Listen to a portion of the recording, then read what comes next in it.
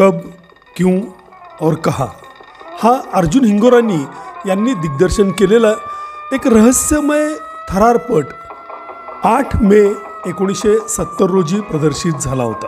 म्हणजे यंदा त्याला 54 वर्ष पूर्ण होत आहेत. प्राण यांनी यातला मुख्य खलनायक साकारला होता आणि तो खरोखरच थरारक असा बनलेला होता.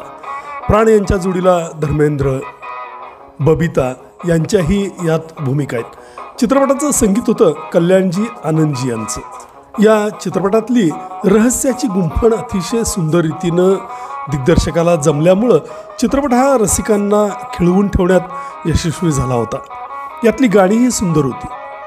हा चित्रपट फ्रान्सच्या लेस डायबोलिक्स या 1955 सालच्या चित्रपटावर आधारित होता असंही म्हटलं जातं.